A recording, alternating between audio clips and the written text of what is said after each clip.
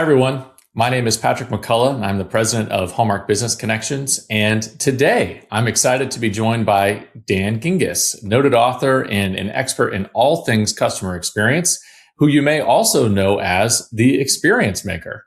Dan is the author of 3 books on customer experience and digital engagement, including the aforementioned title, The Experience Maker, which was ranked by Book Authority as one of the top CX books of all time. Dan has helped some of the largest brands in the world create some of the happiest customers through extraordinary experiences. And his career spans more than 20 years leading customer experience, marketing, and digital teams at places like McDonald's, Discover, and Humana. He also once delivered a pizza to Michael Jordan, which is a story that I hope to hear a little bit more about in this interview. But when he's not writing, consulting, or keynote speaking, Dan is the proud dad of 2 teenagers and a rescue pup named Larry. So Dan, thank you so much for being here. Hey, Patrick, great to be here with you. I'm excited for the conversation. Absolutely. Yeah. So let's start right just kind of where I left off there. And did you really deliver a pizza to Michael Jordan? And was it the night before Game 5 of the 1997 NBA Finals? No, I did not deliver that pizza to Michael Jordan, but I did indeed deliver one to him. He ordered from Domino's, believe it or not, quite often. And I was a delivery driver for Domino's for many years during high school and on college breaks. And for those interested, his preferred toppings are pepperoni and sausage. And that's how you knew that it was going to him. If there was an order to his house that was just cheese, unfortunately, that was the housekeeper ordering it for the kids. That was not as fun to deliver. But I really did get to deliver to him. He answered the door. I will never forget him in Bulls shorts and a white T-shirt, towering over me. But it was actually one of my very earliest customer service, customer experience moments, because the first thing I noticed was that he was looking over my shoulder, really over my head, to see if there was anybody on his front lawn, if there were, there to bother him. And I had been told by the other drivers that you could ask for an autograph if you wanted, and he would give you one, but then he wouldn't tip you. And if you didn't ask for an autograph, he was a really good tipper. And I already knew I wanted the tip. But that moment really crystallized it for me. Was I realized, you know what, this guy deserves to order a pizza and not be harassed. And so I didn't fanboy. I just treated him like any other customer. Well, stars, they're just like us, answering the door in a T-shirt and in gym shorts and ordering your Domino's pizzas, right? Exactly. You gotta love it. So, Dan, you often talk about your WHYS framework, right? Witty, Immersive, Shareable, and Extraordinary. Which of these, I'm curious, do you think companies struggle with the most today? I think it's probably Shareable. And I don't think they need to struggle. But the reason is that Shareable is about creating intentionally a moment that people are going to pull out their phones and take a picture. And for years, especially in the industry, some of the industries that I worked at, like financial services and healthcare, for years, there was this built-in fear that people would pull out their phones. And that's always a sign that your experience needs some work, right? If you're afraid of people pulling out their phones, then something isn't right.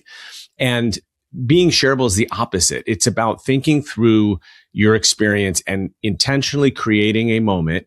Because as consumers, we've all had this happen. We're walking down the street, we see something, we want to capture the moment. We pull out our phone. That's the first thing we do. And the next thing we tend to do is send that picture or video to somebody or post it on social media. And so it's about the intentionality of that. And I think that companies have a difficulty doing that. But once they do, it becomes a whole lot easier to get people talking about you. I noticed recently you shared a post about the Starbucks Pup Cup. And as a fellow dog owner and dog lover, obviously this is something that speaks to my heart. These are these small gestures, intentional moments, right, that can help win loyalty, whether they're shareable or not. But as you think about all these different moments and examples, what can businesses learn from that kind of moment architecture, right? The things that you build into those businesses that generate loyalty down the road? Yeah, I think it's a couple things. The first, and this goes for almost every example that I share, is my corporate mind goes through the filter of simple, practical, and inexpensive. Because when you work for a big company like Starbucks or like Discover or like Humana or McDonald's, it's tough to get things done, right? There's a lot of hoops you have to jump through. And so if you keep it simple and you keep it practical and you keep it inexpensive, then that means that most of your front end employees can just do it. And so that's what I love about the Pup Cup. It's very simple. It's operationally easy. It's not expensive. It's a little bit of whipped cream in a Dixie cup.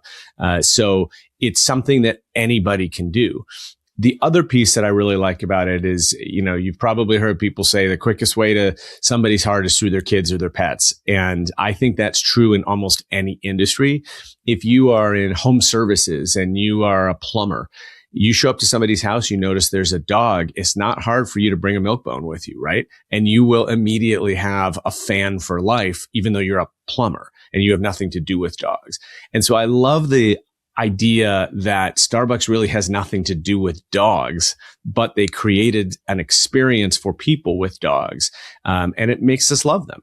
And so those are probably the two things that make that stick out for me. And as to what other companies can learn is you don't have to spend a lot of money.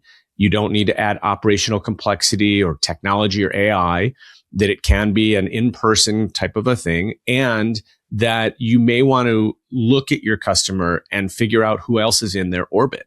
If you are a retailer, what do you do when a family walks into your store and there's little kids who probably don't want to be shopping? Is there anything that you can do to provide some entertainment for them? Or obviously people with pets.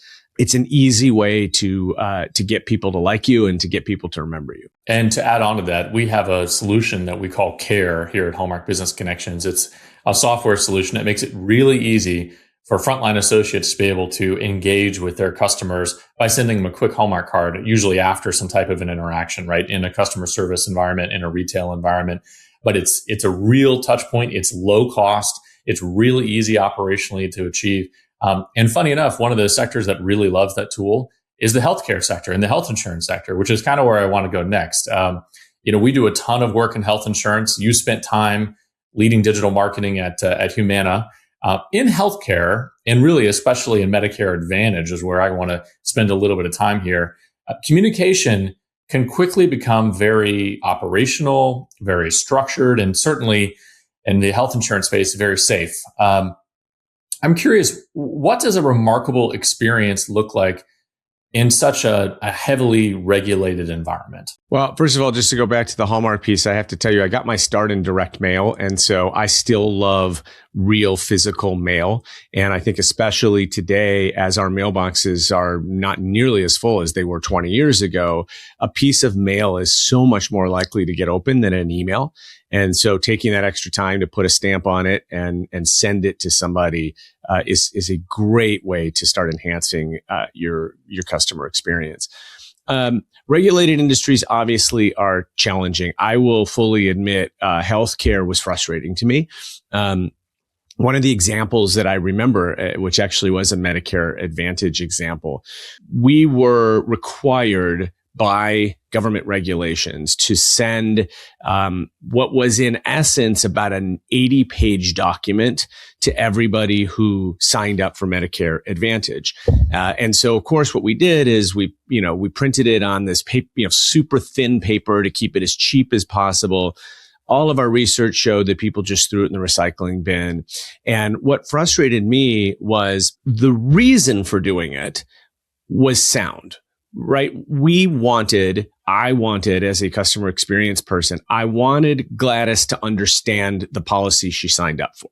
It doesn't benefit anybody to have Gladys sign up for a policy and not understand what it is that she's getting or what the limitations are. And so the goal is great, but the execution is really poor.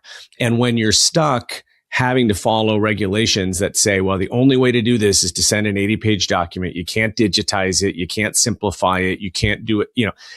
That's not a good answer. And we knew it wasn't a good answer. So that always frustrated me. What I wanted was for the regulators to say, okay, Dan, you're in charge of customer experience. Your job is to make sure Gladys understands her policy, and you need to prove it to us. Okay, challenge accepted. Like, then we can go and innovate, right? And we can do some things. And I've got lots of ideas around that. Interestingly, when I was at Discover Card, one of the things we did voluntarily in the credit card industry, when you sign up for a new card, you get what's called a card member agreement. It's also a very long and difficult document. We took that document and we fed it to some teenagers, and we had them circle or highlight all of the words they didn't understand. And then we digitized the whole document with hyperlinks to those words. Again, the regulator said we couldn't change the words, but nobody said we couldn't define them for people.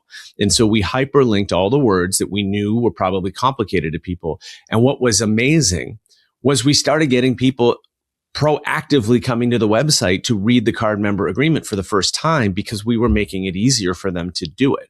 And again, I go back to, what's the goal? We want people to understand what they're signing up for, because if they don't, there's going to be frustration later. That's going to cause customer service cost for us, because people are going to call and complain and all of that. And so, my advice to sort of everybody in regulated industry is to do your best to work with regulators and be creative and understand that you're starting from the same place, right? The reason the regulations are in place generally are to protect the consumer. But what does that actually look like? It means making sure that they understand what they're signing up for before they put their signature on the line there. So I would have loved to have more of an opportunity to be innovative and creative there, because I think Gladys and I could have been really good friends, and I think I could have gotten her to understand her Medicare Advantage policy in a much better way. I love those stories. And, in our business and in our time in the health insurance space, we've seen examples where switching from a letter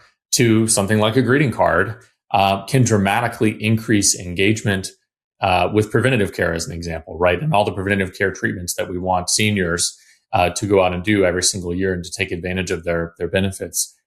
What is it that you think about personalization and also just emotional tone that can help change and direct consumer behavior? Well, personalization is becoming even more important in the age of AI because it's so difficult to tell what's real and what's not anymore.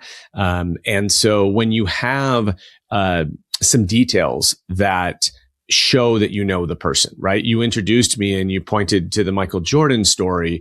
And that story plus several others are on my website very specifically, because I know that people are going to look at these random facts about me that, by the way, have nothing to do with me as a speaker or author or customer experience expert, but are just things about me. I have a dog named Larry. I love to play pinball, all these things. And the reason for it is because they're conversation starters. And so I will often get on a Zoom call and somebody will ask me a question about one of those facts, and boom, we've got a connection. Right. And so I think people more than ever today are looking to have a connection with other humans. And that can be in their personal lives, in their corporate lives, or just as consumers. It's so much nicer when we walk into a fast food restaurant or a retailer or anybody else, and the person behind the counter actually looks like they're happy to see us, instead of, looking like we're interrupting their otherwise pleasant day. And so I think there's a desire for that that's at a level that we really haven't seen in a long time. And that's why things like greeting cards, which may feel like a throwback, are not. They're very, very current, because it's a way to break through the clutter. And it's so funny, when we talk about these human gestures, we've seen small gestures like, a Thanksgiving card during AEP, right? Or a welcome card really early on in the member journey. They have this interesting effect on trust and retention with members. And in your mind, what role do proactive moments of appreciation play in keeping members loyal, keeping them engaged and hopefully, emotionally at some level connected to your brand and your product? I think it's this feeling that people want to be treated like a human being, not like an account number or a loyalty number or what have you. And in so many industries that I work with, I have to sort of correct the nomenclature. You go to talk to a B2B tech company and they talk about earning new logos. It's like, no, it's not a logo. Okay. That's not how we want to talk about it. It's a customer, right? And by the way, it isn't even a company because there's a human buyer behind that company. And that's really, Pete is really the person we're talking about here. It's not his company or his logo. But if we look at it as a logo, that's really impersonalized and it's about us. It's about us making our logo page look better. It's not about what we can do for the customer. And so I think that these moments where we can treat people like the human beings that they are, they stand out because, again, so many of the engagements that we have today with companies are just transactional. And it's funny, almost every company I talk to says they don't want to be transactional. But most of the companies I deal with as a consumer feel transactional. And so one great way to stand out from all these other transactional engagements is to make your engagement more human. And so you mentioned your time at Discover, another client that Hallmark Business Connections has had over the years and a company that we have a fond appreciation for. During your time at Discover, I believe the company earned its very first J.D. Power Award for customer satisfaction. You talked a little bit about some of the changes and evolutions that you all worked on there to try to build that better customer satisfaction. But I'm curious, when it comes to proactive outreach, right, and thinking about not just the card member agreement letter, but those other touch points with your customers at Discover. What was it? What kind of intentional changes did you and the team make that helped to shift that experience from where it had been before? I wish I had AI back then because this would have been a whole lot easier. But the thing that I remember the most, and honestly, winning that award was one of the proudest moments of my career. That award, for those that don't know, had been won by another wonderful company, American Express, for every year of its existence in the credit card space. American Express had won it, and so this was the first time that any card had dethroned them, and that was a pretty proud moment. One of the things that we did, I was running the website at the time, and we knew that the website was at least 40% of the J.D. Power score, which makes sense because it's how people engage with their credit card company. And I was getting these feedback reports every day. So we had this feedback mechanism on every single page of the site where you could proactively just click on a little, I think it was a plus button, and you could leave us a comment. And so I would get these paper reports every day that had hundreds of comments. We had thousands of pages on the site, right? So we'd get hundreds of comments every day. And I'd read through them. And on some days you could tell something was on fire, right? Because everybody was complaining about the same thing. But most days you couldn't. Most days it was just a whole bunch of random comments. And I realized that there wasn't much I could do about that. And so we adjusted the little survey question on the site to ask one additional thing, which was, how easy was it to do business with us today? And we just asked them to rank it on a score. And after a couple of weeks of collecting more data, I asked to see the feedback reports in a different way. Instead of looking at them by day, I wanted to look at them by page. And I wanted to start with the page that got the worst score on how easy it was to work with us. Well, it turns out that page was a really important page. It was the refer a friend page where people can put in the emails and names of their friends. And then if that person signs up for a card, they both get $50 or $100, whatever the offer was. Well, it turns out once I was able to look at the feedback on that one page across time, it was very clear what was wrong with that page. There was a specific browser that was causing the submit button not to show up. And so therefore people would put in their friends' names and email addresses and get stuck. And I imagine that was quite frustrating. And so they would comment. I fixed it. And almost literally the next day, we saw that the satisfaction scores in terms of how easy was it to do business went right up to normal. And so my next reaction was, give me the next 99 pages. Let's go. And that's exactly what we did. I convinced the IT department. Again, remember when I said before, in corporate America, it's so hard to get things done. I knew I couldn't wait for a big technology project. And so I convinced the IT department to lend me one coder for, I think it was a week. And we went through the next 99 pages, and on almost every one of those pages, it was a super simple fix like that. But I call it death by 1,000 paper cuts. And we got rid of a lot of paper cuts. And companies don't realize over time the number of changes that you make to your website or to your mobile app, that the Band-Aids that you put on the system, that you end up creating these moments that annoy people. And most customers are going to put up with it for a while. And then at some point, they're going to slam the phone down and be like, that's it. I'm done. I don't care. I'm going to another credit card company or another mobile company or another cable company. Like, I can't do it anymore. And I think that was a huge part of what won us that is that we, because amazingly, as I went through those 99 pages, there was something wrong on every one of them.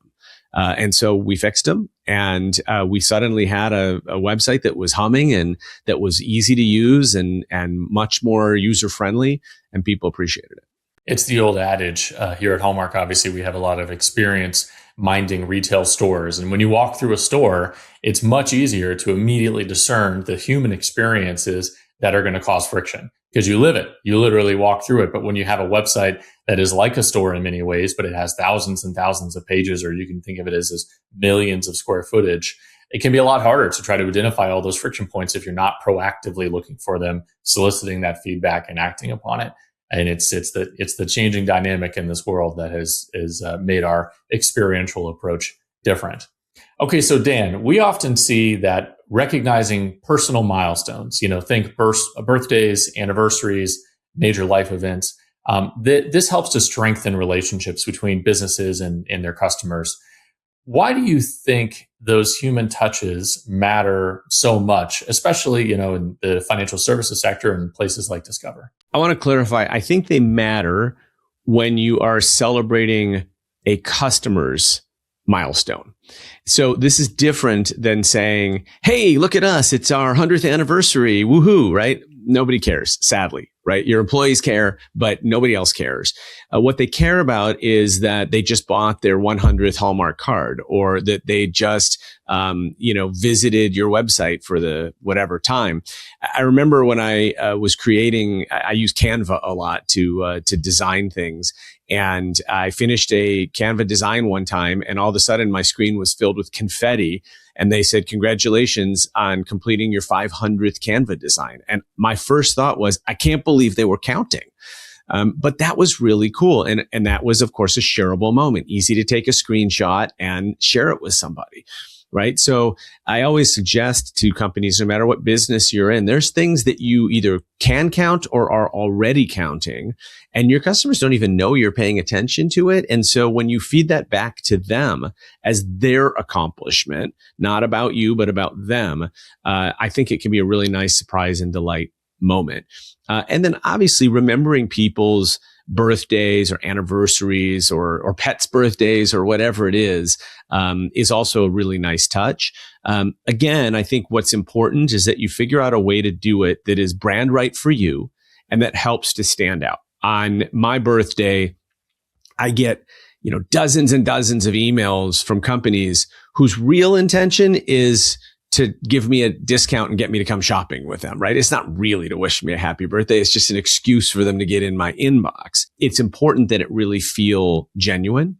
A colleague of mine suggests wishing people a happy half birthday because that's something that very few people do. And it's a great way to stand out, which sort of reminds me of my dad, who is funny in this way. He will call me up and he will remember or somehow have tracked that, someone in the family is 1/6 of a century today, and he'll measure it in that kind of funny way.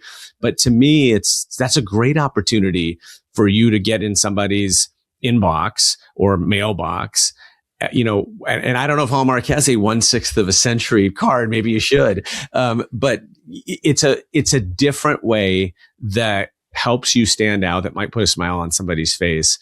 And I love that. I think those are great opportunities.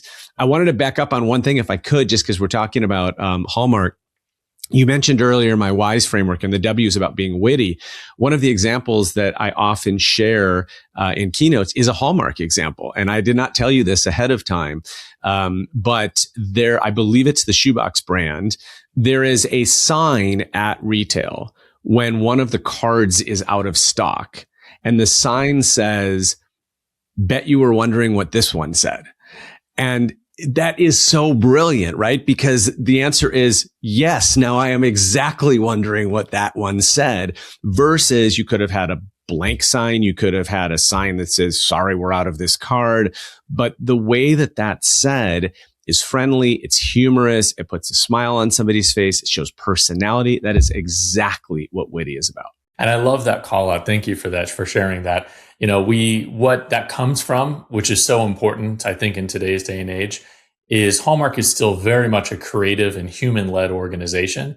And those little moments, right, those little taglines, right, that costs nothing to print, to have that line written and to have it on the little placard behind the cards before we get to refill that inventory, except that it means everything, right? So talk about the greatest return on investment. It costs basically nothing, but it means everything. And it's all driven by the incredible creative staff at Hallmark and the incredible editorial and humor writers that we have that come up with these brilliant ideas of just even the tagline for Shoebox, right? Which is Hallmark approved, sort of, just that's the tagline for the brand. And it's this wonderful little tag along that helps kind of introduce you to the, like you said, the wittiness that's going to follow. Yeah. And it's another example of simple, practical, inexpensive. And so any other company can do something similar. Where is there a place where you're communicating with people that you just change the words, and changing words doesn't cost you anything other than a little creativity. And unfortunately, I think, very few companies are as creative as Hallmark, but, go find the funny guy in finance and have him help you out, or go have, go to your social media team, which is usually pretty creative, even if it's a physical thing. And it's really just about, like I said, changing the words in order to take advantage of communication real estate that already exists, that doesn't cost you anything. And there's lots of other examples in my book of companies using shirt tags, or companies using different communication channels that you wouldn't even think of as a channel, as a way to communicate with people and put a smile on their face. Well, Dan, thank you for sharing that story, and thank you so much for this conversation. If there was one thing that you wanted to kind of leave our audience with, right, one message around customer experience in this time of broader corporate marketing and all the changes that customer experience folks are dealing with on a day-to-day basis right now, what would it be? I would suggest that anyone at any level of the organization, up to and including the CEO, become a customer of your own company. And do this in any way that is feasible. I understand that with some companies it's harder, but the more that you not just say that you understand their customers or that you are getting into their shoes, but the more you become a literal customer, the more you're going to see from sort of your brain's other perspective. Too often we're sitting behind the desk looking out at the customer versus seeing it from the customer's viewpoint. So you mentioned, a retail store, right? When you walk into a retail store, what do you see? Is it welcoming? Are there fingerprints on the door? Is it dusty? Is it well lit? Does it feel warm? Do you like the music? Just look at it from the perspective of a customer, and you will see so much more. And you just can't do that from behind a desk. It's why whenever I go to keynote at a company, I'll go do mystery shopping ahead of time if I can, just so that I can see what their locations look like, what their experience looks like, because then I can advise them better because I've gone through the process. Yeah, very good. Okay. Well, Dan, like I said, thank you so much for this conversation. Dan, the experience maker, where can folks find you nowadays? Social media, on your website, etc. Luckily, I'm easy to find because there aren't too many Gingisses out there. So dangingiss.com, and I'm active mostly on LinkedIn and Instagram, but you can pretty much find me on all the channels. Very good. All right. Thank you, Dan, for this conversation. We appreciate it. Thanks, Patrick. Appreciate it.